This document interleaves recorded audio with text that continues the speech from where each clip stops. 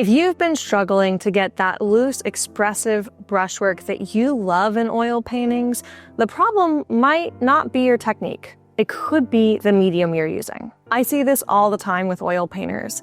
They've actually got the skills, they understand the color mixing, they can draw well, but their paintings still feel stiff and overworked. And here's what I've discovered after years of teaching alla prima oil painting. You're probably fighting your materials instead of working with them. So today I'm going to show you exactly which painting mediums and solvents will help you to create confident painterly brushwork and which ones might actually sabotage your paintings. We'll cover the difference between mediums versus solvents, when to use each one, and I'll demonstrate every single one so you can see exactly how they perform. If your goal is to paint expressive brushwork alla prima with interesting impasto and bravura brushwork, but you aren't sure whether you're using the right materials, this video is for you. So, welcome. I bought every decent oil painting solvent and medium I could get my hands on so you don't have to. So before we dive into specific products, we need to clear up the confusion between mediums and solvents, because this trips up more painters than you would think. Solvents thin your paint and then they disappear. They evaporate completely and don't become part of your finished painting. Think turpentine, Gamsol, citrus solvents. Mediums, however, modify how your paint behaves and then they become part of the dried paint film. So they actually become part of the finished painting. They can speed the drying process, slow the drying process, add gloss, increase flow, build texture. For mediums, think of things like linseed oil, Liquin, Galkyd, or just something that has a medium in the name. Now, here's what most people don't realize. For loose painterly work, you want mediums that enhance flow without making your paint too thin or slippery. But it's not exactly that simple either. I find that the medium that you use really depends on the specific effect that you're actually looking for. So that's why I'm going to show you each one of these. I'm going to talk through which ones I would personally use in my studio and which ones I wouldn't for safety and convenience reasons. But I'm also going to talk through more subjective, person by person, stylistic considerations. So when do you want something like cold wax medium versus something like stand oil? That's what we're going to get into here. I have here pretty much any medium I would be personally willing to try in my own studio practice. I also did the same thing for solvents. That being said, I was definitely pickier with the solvents, and I will explain why when I get to the solvent portion of the video. But to quickly walk through, first things first, we have a few different mediums that are there to help with drying. So I have Galkyd, I have Liquin, I have Galkyd Light, I have Walnut Alkyd medium. Next, I have kind of your gold standards, things like your linseed oil, your stand oil, alternatives like walnut oil. And then I have a solvent-free fluid that is meant to be kind of like a solvent-free alternative to Galkyd Light here. And then finally, I have something that I get asked about all the time that I personally have never used, so I never have an answer about it. And today is the day I'm actually going to learn what the heck this thing is and what it does, and that is cold wax medium. So I'm really excited to dig into these today. What I'm going to be doing for each of these mediums is I'm actually going to do a test. I'm going to put a little bit of the medium out, I'm going to get some paint, and I'm going to actually show you how the medium influences the paint. I'm going to show you what kind of texture or transparency it can achieve, and I'm also just going to comment on like the subjective characteristics and why some of these mediums might feel more or less practical for use on a day-to-day basis. And I'm going to do the same thing with my solvents after I go through the mediums. So I'll talk about the solvents that I prefer to use, under what situations I would use them, and which ones I would genuinely avoid. And I'm including a couple really common and popular alternatives to solvents for those of you who want to work solvent-free or may be tempted to venture into the water mixable oil territory because you really want to avoid those solvents, which I get. So I'm happy to dive into the practical application here. So here's what I'm gonna do. For each one of these, I'm going to put out some of the medium here on the left. Then I'm gonna start with some pure oil color straight from the tube.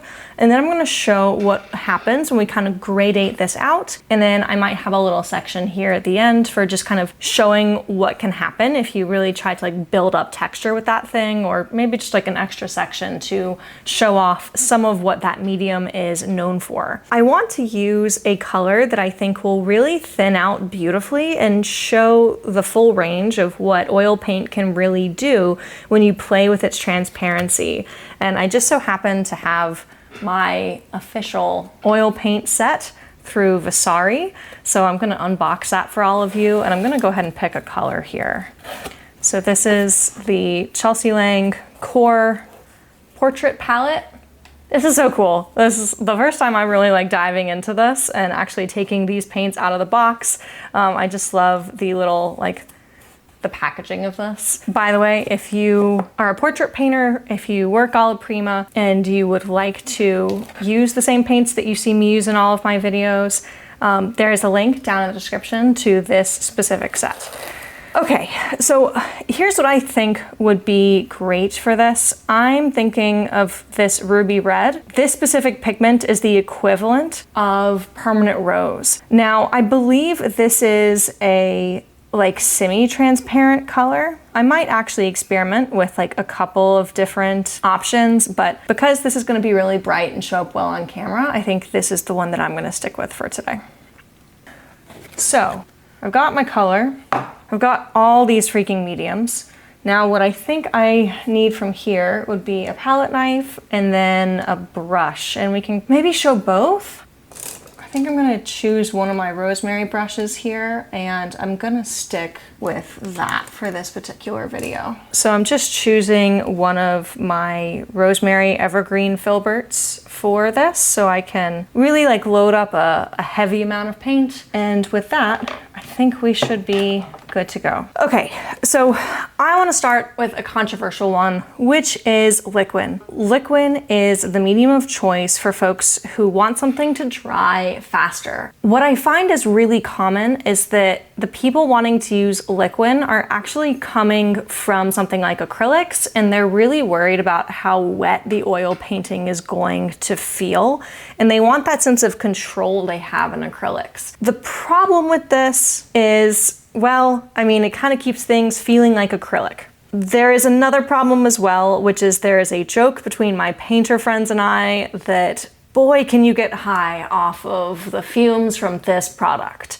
This is something that you want to be a little bit mindful of. That being said, there are some practical uses for a medium that allows things to dry a little bit more quickly than they might normally. This can be great if you're out plein air painting, and even if you have a really great packing system for your paintings, you just want that extra insurance that your painting isn't going to smear on the way home if something happens to your wet paint storage box. So there are some practical uses for this, but let's go ahead and start out with this and then a couple of other fast drying options and work through how these actually perform and what they're just like to work with.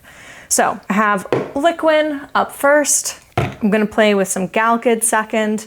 Then we're gonna use Galkyd Light, and let's get some of this Walnut Alkyd medium. Everything else I have here should behave normally, as in like it encourages the paint to dry fairly slowly. Okay, and I have these cute little cups here, but I'll be honest, I only have 10 of these, and I think I have like 15 things to test, and some of them are solvents. So I'm gonna try and be really sparing with my use of this. I might actually start by just putting a little bit of the more jelly stuff out directly on this pad, because I'm just using this pad for the testing. So let's scoot this stuff aside. And let's dive in with the Liquin. Oh yes, first things first, this smells like shoe polish. So I would definitely be mindful of how you use this.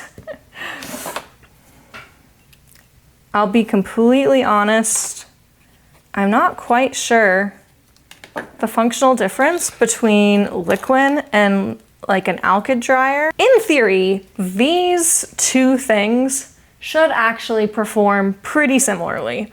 Let's find out. Now I've had this bottle of Galkyd for a while, which is kind of a shame because it's huge and I can tell the top of it has actually set. So like the real question is, can I get the actual solvent out, or the actual medium out of here?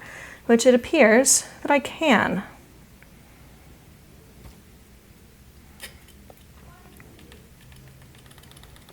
Okay, so right off the bat, like while my thing of Galkyd is very old, it is like very yellow compared to the Liquin. I don't know if that's like maybe a reason why people prefer Liquin over Galkyd. We're gonna find out. We're gonna try a really sparing amount of the Galkyd Light so we can compare it to the Galkyd. This is much more liquidy, so I'm just gonna have to be kind of careful with it. And then let's try this Walnut Alkyd medium. This is also one that I've had for a while, but this has not, oh gosh, those kind of ran together. Hopefully that isn't a disaster.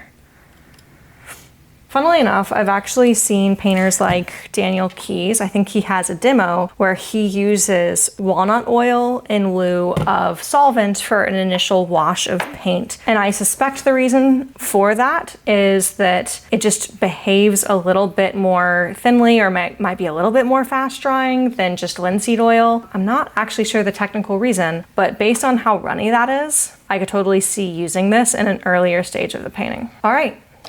Let's do this. So I'm gonna start off with some of my ruby red here. I'm just literally gonna put out a little bit for each row, and we're gonna test this. All right, so let's go ahead and just kind of get this moving for each one. I have not put anything into these mixtures yet. And let's dive in starting with the Liquin. In case you're curious, there's just like a little bit of oil that came out with the paint on this one. So let me see if I can just even that a little bit so that you don't worry that that's like an effect of the medium. All right, going in with Liquin. All right, so right away, this creates like a really runny effect. Not like it's gonna go down the page, it's just that it's like very liquidy and it moves really easily.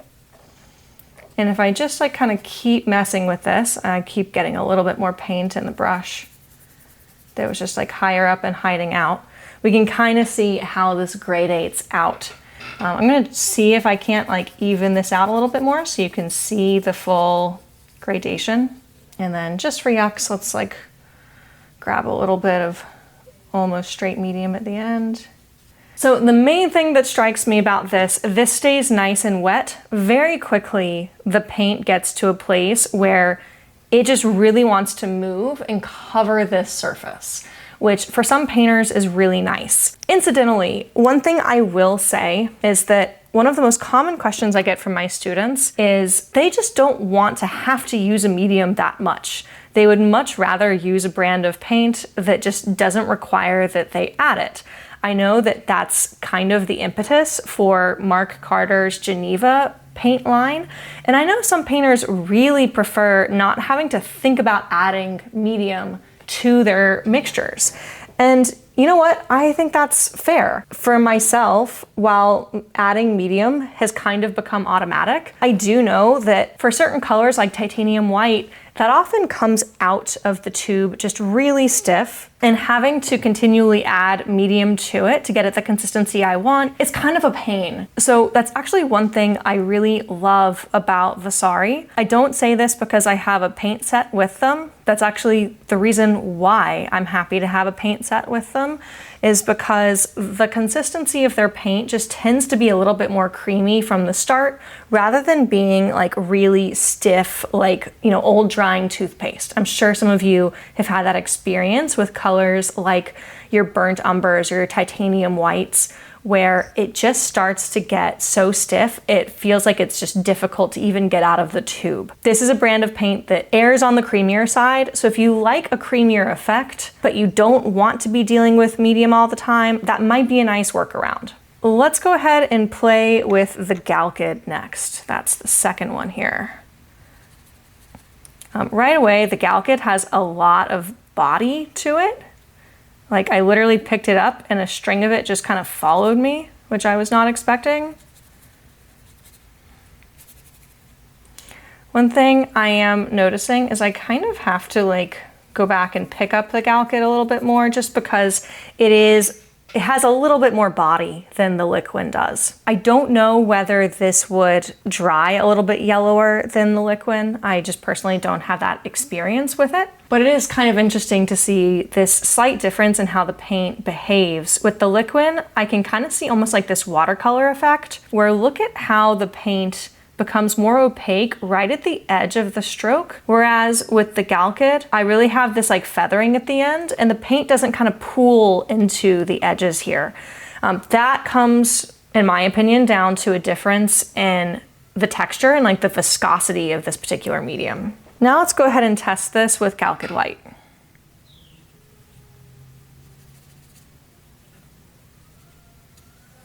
I'm just gonna try and go ahead and like drag a little bit just so I can get a little bit more coverage and make these like an even length. Right away, I will say this feels a little bit more like the Liquin. The Liquin obviously started as a gel, but it just moves a little bit more. Interestingly, it was much easier for me to get a much more translucent finish. The folks at Gamblin did this really cool interview with another YouTuber here. I will try and find the link to that video and put it in the description in case you want to check it out. Essentially, it was like this hour-long studio safety tutorial talking about the various uses of Gamblin products and how you can essentially tailor what you're using based on studio safety concerns and what you want to be doing with your paint and the effects you want it to have. And one thing I learned through sitting through that YouTube video, it was kind of like a webinar format, was that one concern with using something like a solvent in the early stages of the painting is that there is some risk to the paint film. Hopefully I'm not misquoting this video in any way. But the recommendation was if you're used to using something like Gamsol for your early washes, something like Galkyd Light could be a really nice replacement for that. And taking a look at this, I actually really see why. Because the Galkyd Light was the first medium that really allowed me to get all the way to the lightest end of what this color is capable of achieving. And I think I could probably push this even further if I really wanted to. Well, we'll see. I didn't really have much more medium to pick up. By the way, when the folks at Gamblin put out like a studio safety video, I tend to really listen to it. This is a company that has just been so robust in the information that they've shared. I'm not a chemist, but the explanations that they give and the guidelines they give and the transparency around which they discuss best practices, I just really respect it. And there's a reason why a lot of the mediums that I have here are from Gamblin themselves rather than like from other companies. I just have a lot of faith in that particular brand. They don't sponsor me. I've never like worked with them in a professional capacity. It's just personally what I have grown to respect personally. Take that how you will. Last up for the Alkyds, we have this Walnut Alkyd medium. This one is from M. Graham. So let me pick up a little bit of this and start to work this in. This is really interesting. It actually looks like it can get fairly light, sort of similar to the Galkyd Light, but it definitely pools. It just has like a, I would say like a thicker, more viscous consistency. And I'm like, this to me feels like it behaves more like Gamsol or maybe Turpentine. This feels like it behaves more like a medium in that there's a little bit more like of an oily feeling to it. And it really will pick up the pigment and move it across this area. You'll notice like I just made these marks here in the middle and I kind of anticipate to see this even out as this settles. We'll see what it actually does. Okay, so we have all of our fast drying mediums above here. Looking at all of this together, I think one thing that strikes me is that if you really want to preserve the texture of the brush stroke even while keeping it thin, I can see most of my original brush strokes in the Liquin. Now, as soon as I go into the Galkyd, I'd say that was like the trickiest one for me to work with. That being said, there might be a use for Galkyd that I'm gonna come back to a little bit later. But what I notice here is that it definitely has that like thicker, more oily consistency, but I did lose a lot of the brush strokes in here. I just can't really see where one stroke would have began and where it ended. It kind of like leveled out. Whereas with the Galkyd Light, this kind of takes it to an extreme. This to me feels like those Richard Schmid washes that you would see in his backgrounds. This is something that I put into my work quite a bit. Normally I would use Gamsol to do this, or if I were outdoors, I might use turpentine. I wouldn't use turpentine indoors, which I will explain why when I talk about the solvents. And then right after this, I used Gamblin's solvent-free fluid. This is meant to behave similarly to the Galkyd Light. So these two rows are supposed to be fairly comparable, but as you can see, I really struggled to get the same thinness. This doesn't want to break up and dissolve the paint in the same way. Also, I don't know why this might have happened as these dried, but there are just these places where the paint is actually getting broken up. I don't know if maybe there was like some contamination or whether it's just like, hey, this was too much of the medium and this is just what happens when you do that. So I would say between the Galkyd Light and the solvent-free fluid, I personally would prefer the Galkyd Light.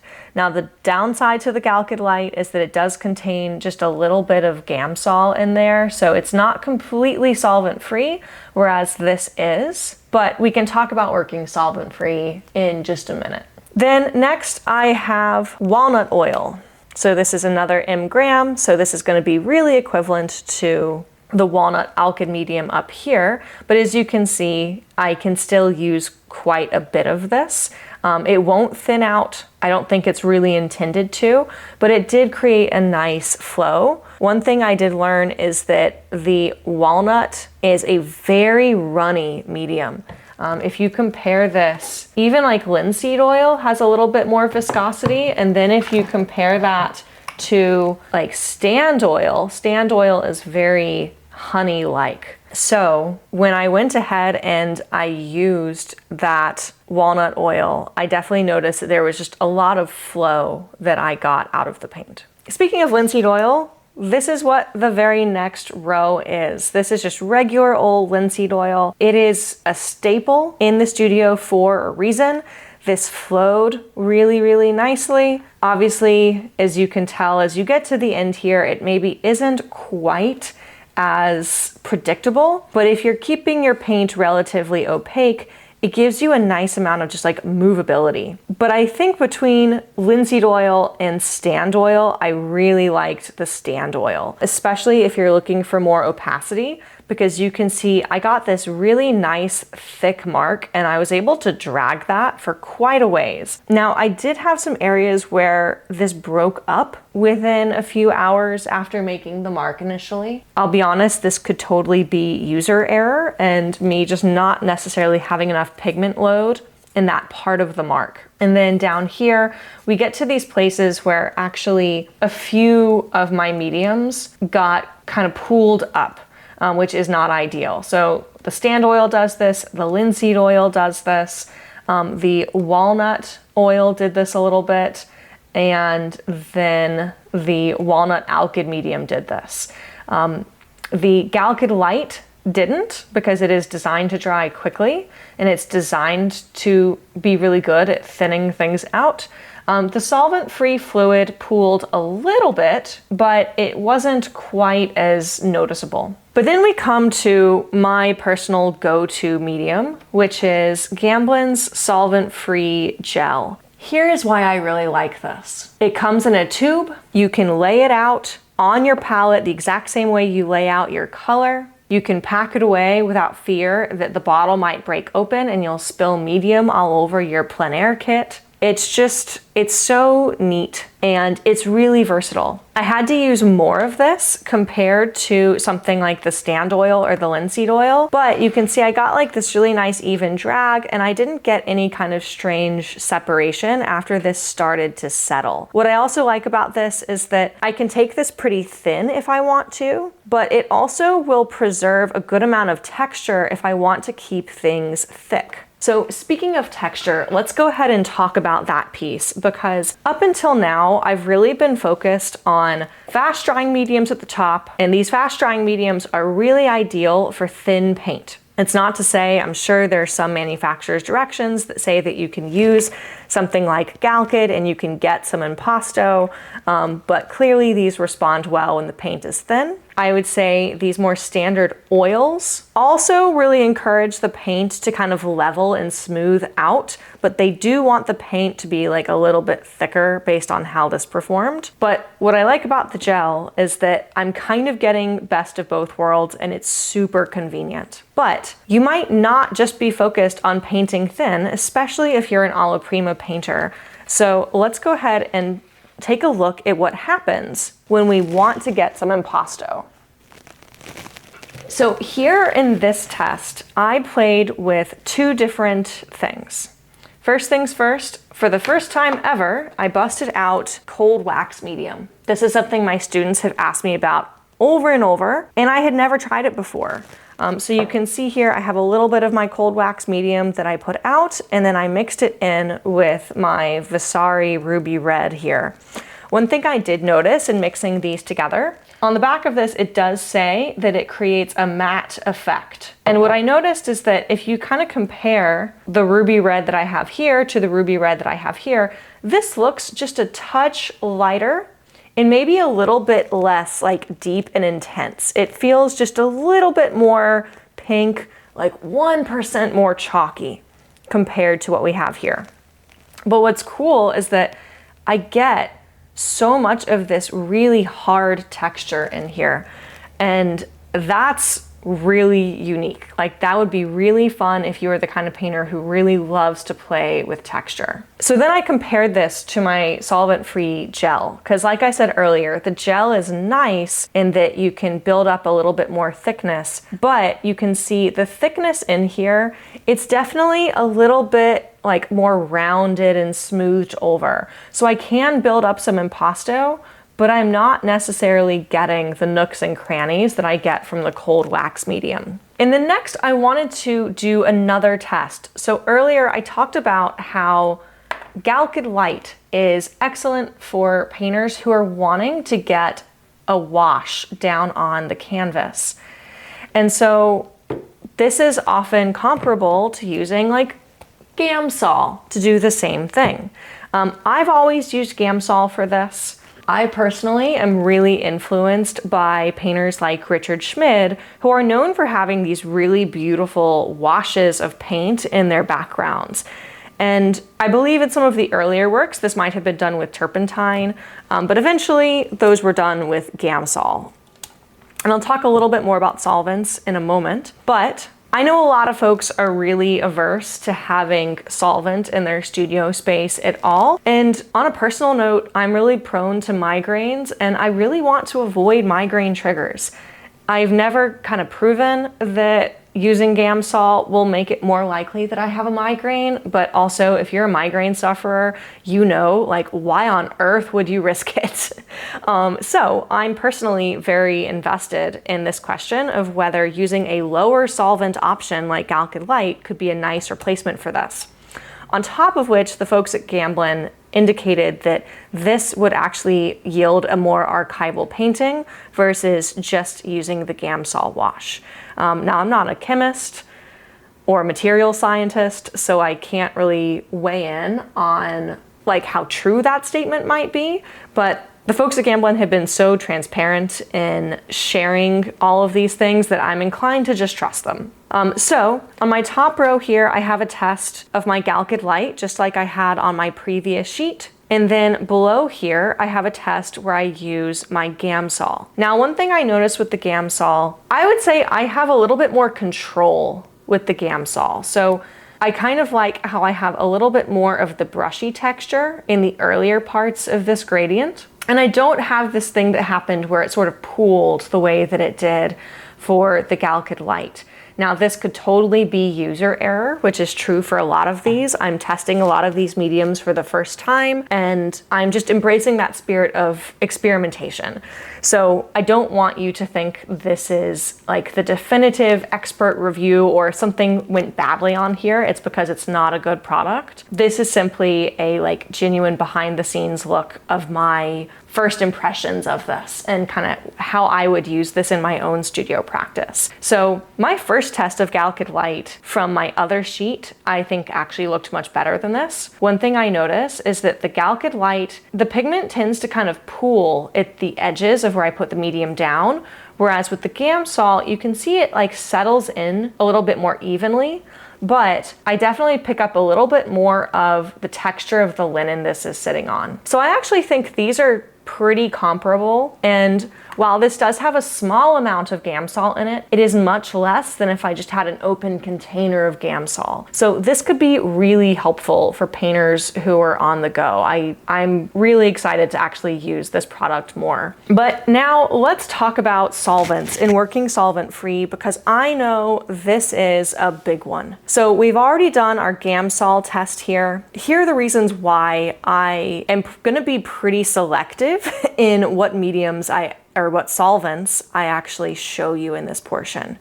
So I did not go and buy every single solvent to test, and that's because at this point I'm pretty picky. In general, I would say there are 3 categories of solvents. Again, I'm not a chemist, I'm not a materials scientist. This is kind of my anecdotal understanding as a painter who uses these products. First things first, we have regular old turpentine.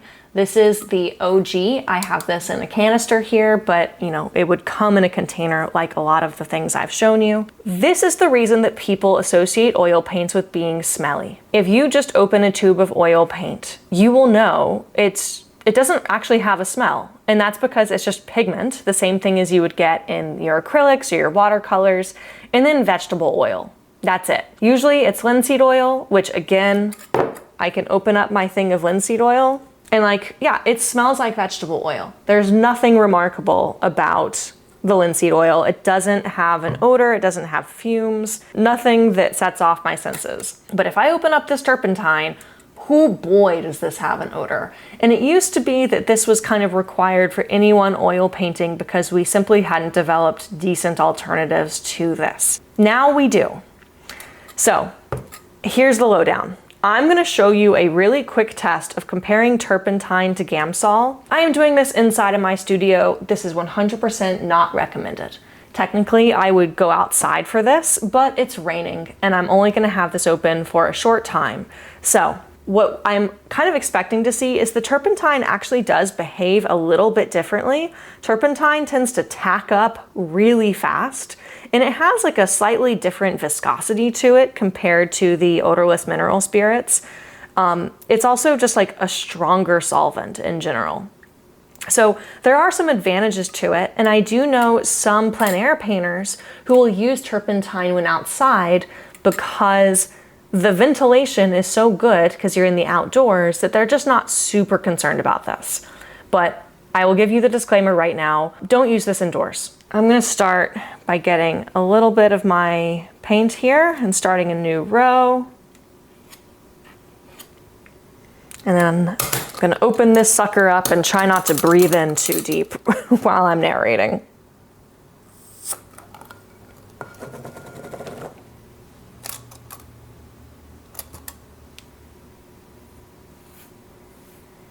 And right away, I can like really smell this.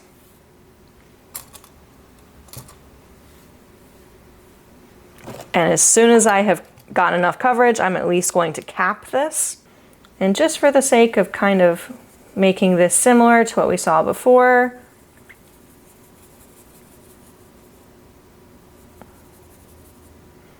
I'll go ahead and like diffuse that out. All right. So as you can see, like this really doesn't look different than the Gamsol, which is great. One thing I will say about it is you can probably clean your brushes a lot more efficiently with this, but again, I just don't really think that's gonna be worth it. What this test shows me is that they're really, unless you're getting into the nitty gritty of like, I want a very, very specific effect and I have a very good reason for using turpentine, you might as well be using Gamsol. So let's go ahead and go back to those 3 general categories again. So we have the OG, we have the turpentine. Then we have odorless mineral spirits. Now, there's a lot of different brands of this. A lot of mineral spirits you can just buy at the hardware store, but these are usually just like byproducts of another manufacturing process. What personally spoke to me about Gamsol as a product is that it was intentionally manufactured for artists. And if you are talking with any oil painter, they're not going to rave about something like terpenoid or other odorless mineral spirits. If they are using a mineral spirit, it's pretty much guaranteed to be Gamsol. When I open up the Gamsol, I essentially don't smell it. There is like a faint, like if I literally put my nose right over it, which I wouldn't recommend, I can recognize what I smell, but it is very, very mild, especially compared to something like turpentine. Now, not being able to smell it doesn't necessarily mean there aren't fumes, which is why as soon as I am done using these for whatever purpose, they're closed right back up again really quickly. And then we have the third category, which would be like plant-based solvents. So I have here some lavender spike oil and some citrus solvent. Now, the citrus solvent is meant just to be a brush cleaner. I'll be honest, I do not know enough about this product to know why that is.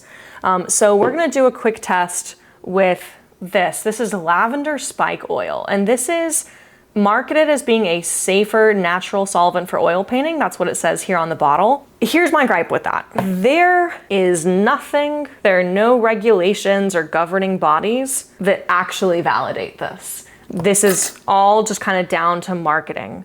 So unless we have some independent tests and ratings that speak to the safety of this, I am not actually inclined to really put any stock in the fact that they say that it's safer on the bottle.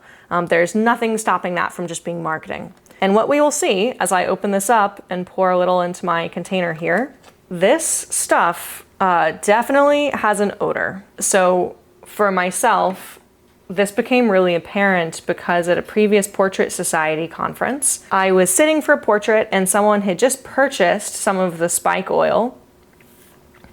And we were in like a huge hotel lobby. Like it was quite big. It was like this courtyard kind of area. And I was, probably 10 or 20 feet away from this person. And like, if you're talking about wanting ventilation, it was a really well ventilated space. And I was far away from the person who had this little bottle open so that they could do an oil painting study of me as I sat there and posed. And boy, like 20 minutes in, he was apologizing so profusely to everyone in the area because the smell of this was so strong. And don't get me wrong, I love lavender. Like I literally was burning a lavender candle last night before bed. My body wash is lavender. It's not the lavenderness, it's the fact that like for me, this hits me right in that place in the sinuses that makes me feel like I'm going to get a migraine. So I wanted to demonstrate this just to kind of show, like, it's not dissimilar from the other solvents that we used, but I just wouldn't buy in to the hype of like, oh, this is such a great alternative if you want to work solvent-free or you want like a safer studio space for your own health. I just don't know that I haven't seen any evidence that that's anything other than just marketing. And now I need to get this the heck off my hands so I won't be smelling it the rest of the day. So as this has started to dry, one thing I've noticed, I hate to say it, but the turpentine dries really beautifully. I can see why some painters, if they're working outdoors or just have really intense ventilation, like they're working with an actual mask, like a respirator, why this could be desirable if you want a really specific effect. Like that is just such an even gradient. It almost looks like watercolor, which is pretty cool. But again, you have to get real into the specifics of why you want this versus this, which is the Gamsol. I'm kind of at the end of my test here, so let's go ahead and clean up our brushes, and I'm gonna use that citrus-based cleaner and basically just see what that's like. Obviously I have my Gamsol out here, but for the sake of being thorough, and because this one apparently isn't designed to actually be used in the painting at all, theoretically it's just used for brush cleaning, then that's what I'll use it for. And by the way, this is something to pay attention to. I know a lot of painters who want to avoid solvents. I've noticed that in a lot of cases, they reach for like water mixable oils, and they'll try to get these initial washes like this where they want the paint to kind of have that watercolor type look. They will actually just use water as their initial wash, which if you actually follow the directions of most of these manufacturers, they will say, hey, this is only meant to be used for brush cleaning. Your paint film will not be archival if you actually have water in there. So really important to actually pay attention to how these products direct you to use them. So if this says this is just brush cleaner, I'm not going to do a test here on this material. Okay, so first things first, I guess I should get all the excess paint off of here as much as I can. I don't know why I skipped that step. So this already looks like nice and clean. Definitely getting some more of that paint out. Here, just for the sake of showing you, I'm literally just kind of like painting what comes off of here onto my paper towel. And by the way, this isn't how I usually do this. I just have very limited desk space for this demo. So I'm painting onto my paper towel roll. All right, and I'm just waiting for this to come back totally clean.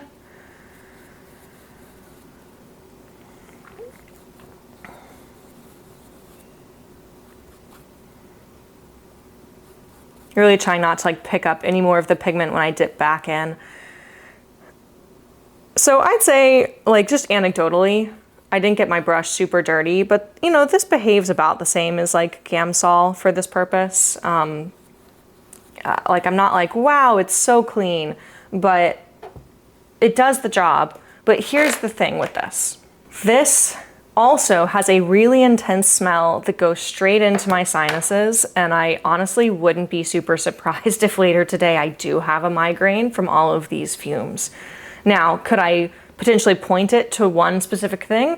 No, because I opened up my Gamsol, I opened up my Turp, I opened up my spike oil, I opened up the citrus solvent, I opened up Liquin. There were a lot of things that I opened up that could potentially set me off. So this isn't about me saying you should never use one product versus the other. It's more just that I wouldn't want anyone to buy into what's ultimately like unregulated marketing and say, oh, the lavender spike oil or the citrus solvent is definitely safer because they say it on the bottle, but at the same time, like if you're avoiding this because you're migraine prone, well, in my experience, like Gamsol is the best product to actually avoid that if you're using a solvent. But the other really nice thing is that you can actually avoid using solvents altogether. For instance, what I will do is I have this really cool tray, and in this case, my tray is empty right now because I just cleaned it. But I have this amazing Savvy Studio supply tray. This is ceramic. And it's basically like a glorified paint tray that you would get from the hardware store that's like that black plastic. But I will put safflower oil in this end, and I will lay my brushes down in it, and I can just rest my brushes in here between painting sessions, and then when I start the next session, I can just remove out the safflower oil just by using a regular paper towel. Make sure I get that really nice and empty of the remaining oil. And then I can just dive back in. It doesn't get my brushes as clean as using solvent, but the advantage is that because I'm not using solvent, it's not going to wear down the bristles as aggressively because those solvents are pretty aggressive. But I can also leave this out and have no concerns about fumes because again, it's just vegetable oil. Like literally, here is my thing of safflower oil. It's literally made for cooking.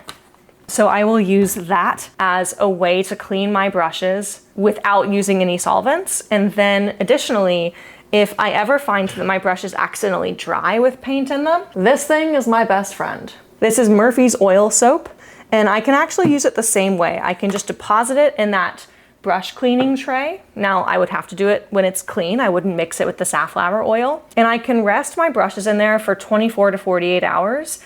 And when I take them back out, they're gonna be really nice and clean. Like I do have to use a paper towel to kind of pull the soap out. And I don't dilute this with anything. I don't, again, put water in or oil in. I can just put it straight in the soap, and it really does a good job of dissolving dried up paint and letting it come free from the bristles. Now, this is really my like SOS break in case of emergency option. So I would not use that for everyday cleaning. But this is just to say that if you want to work without solvents, you don't need to jump right to the water mixable option.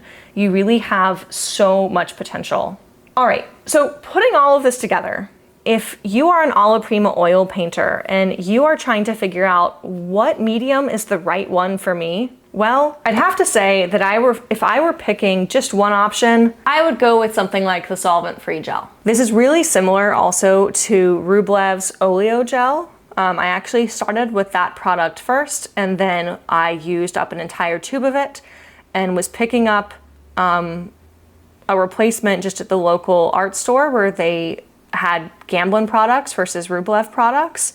And I found that the solvent-free gel and the oleo gel behave very similarly. I use them interchangeably in my work. What I love about this, it's really versatile. I can use it if I want the paint pretty thin. I can use it if I want the paint to be thick and more textured. I don't have to worry about it spilling somewhere.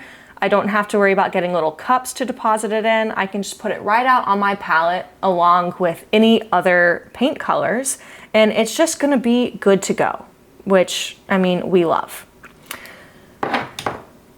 If you're looking to get those really nice thin washes in the beginning, I'd say, honestly, probably the simplest bet would be to use Gamsol for this if you're open to using solvent. But if you want to go the minimal solvent option, and honestly, this is probably what I'm gonna do, I really like Galkyd Light. It didn't have an odor, it was really easy to use, and I could get the paint really nice and thin. Obviously, in this version of the test, I had like a little bit of kind of a weird effect, but again, I think this is probably user error from me not being as familiar with this particular product. It's still pretty new to me. The dark horse in all of this, for a similar effect, I really liked Liquin. It's just that that smell is really freaking intense, but I really liked the particular effect that I got in the Liquin, so I could really kind of preserve the brush texture in there, and it just flowed really nicely. Now, some things that I might have to continue to experimenting.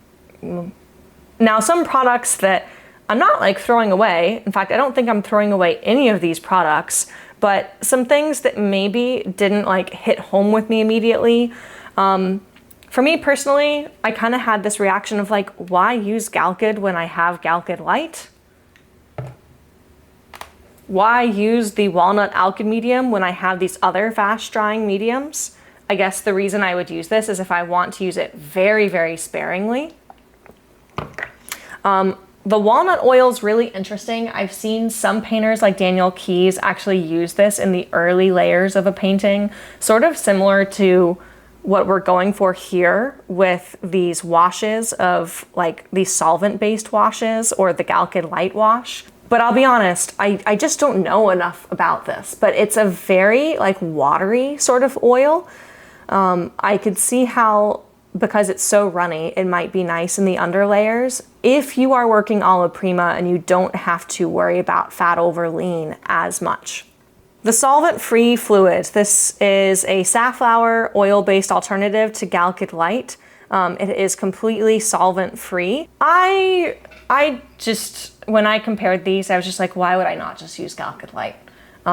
My kind of perception of using the Galkyd Light, like there is a small amount of solvent in this, but I really don't get any of that Gamsol smell. I don't know what percentage of this might have Gamsol in it, but I would say, like, just again, as someone who's like pretty sensitive to this stuff and gets migraines easily, I'm not actually that bad if I just am diligent about closing my Gamsol, but I could see how like I wouldn't necessarily worry about having this open for longer. Only downside again is that this is really runny and you would need some like cups for it. And then like linseed oil, stand oil, you know, you can't really go wrong. I'd say the downside is that you do need a cup to put this in. Like it will just make a mess. You can't just like lay it out on your palette super easily like you can with the others. And then one other kind of surprise, like dark horse in this was the cold wax medium. I thought this was really freaking cool. I love how sharp some of the texture is that I can get.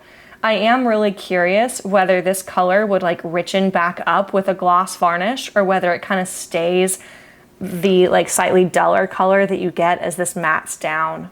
It says it's used for artists interested in reducing gloss and creating bold texture. So I'm kind of curious if there's like an equivalent of this that will preserve gloss and create really cool texture, but this might be something fun to play with if I want to build up a little bit more impasto in my work.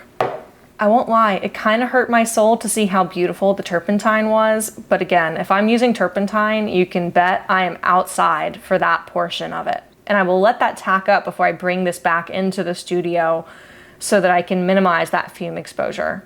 I definitely reaffirmed that like I would not use the spike oil or the citrus solvent, and Gamsol is definitely a really good, all reliable kind of option. Now, putting all of this together, if you are watching this and you're still kind of flummoxed on this idea of fat over lean, I'm gonna give a really quick rundown of that. I know at the beginning of this video, I talked about solvents versus medium. The long and short is that anything that has, like the more solvent you have, the more it needs to go earlier in the painting process. The more oil you have, the later it needs to go in the painting process. That being said, if you watch this channel, and if you're watching this video, based on the video's title, it should be because you are an alla prima oil painter. And the nice thing about oil painting alla prima is that all of your paint layers are meant to be drying at the same time because the whole painting should have been done in one sitting. If you're working in layers and intentionally letting things dry, you do have to be more mindful over this issue of fat over lean because your early layers are going to have such a head start in terms of drying compared to the later layers. I think this is why you could potentially get away with using walnut oil in the early layers of a painting. If it's all meant to be done in one sitting and you have some walnut oil at each stage, I don't imagine that's going to wildly impact the longevity of your artwork. Then again, I'm not a chemist, I'm not a material scientist. This is just kind of my anecdotal experience from learning from other painters and seeing what they're kind of comfortable doing. But I think if you want to work solvent-free and still preserve fat over lean, well, if you want to work solvent-light, then I would say Galkyd Light in the early stages, Solvent-Free Gel in the later stages. That would personally be my combo. Now, is it totally solvent-free? No, it isn't, but this is such a nice, like, low fume option. This gel is so versatile. I think this would be a home run. And then if you want to clean your brushes solvent-free, using that safflower oil, I think is gonna be great. Now, if you wanted to take this completely solvent-free, well, I'll be honest, I think I would have to experiment with that a little bit, but I would probably say like maybe walnut oil for early washes, if you even have early washes, and then maybe switching to the solvent-free gel, because the walnut oil did seem like nice and runny. This will let you build up a little bit more body. And that is how you can preserve fat over lean with normal solvent use, less solvent use, and no solvent use without needing to switch to water mixable oils. All I recently had a student who joined with me who had just invested in a whole set of water mixable oils, but as soon as he learned that he could have actually just used regular oil paint and used, things other than solvent to clean his brushes afterward, he really wished he had just gotten the oil paint, because the oil paint that he could have gotten, the regular oil paint, would have just been of a nice high quality compared to the water mixables that he got. All right, I hope this has actually helped to dispel a lot of myths so that you don't need to go and watch like 40 more YouTube videos on what medium to use. Again, I think if I had to break it down to just one, this solvent-free gel is really the MVP for me. There were a couple other standouts that I thought would be really cool. And if you're curious about all of the materials that I use and how to put this into practice in your own studio practice for yourself, don't forget that free PDF that I have linked down in the description. It walks you through everything that I use, from my paints to my brushes, medium of choice, and I talk about, once you have your studio set up and your supplies good to go, here's how you actually structure your alla prima oil painting practice for maximum growth and making sure that it aligns with your unique voice as a painter and that you're not just kind of stuck reproducing what you see in photographs. All right, I hope this has been really helpful. Let me know what your key takeaways are in the comments. And of course, if there is a specific medium that you are really curious about that you didn't see me try, let me know. Who knows? I might test it out and show you what I find in the next one.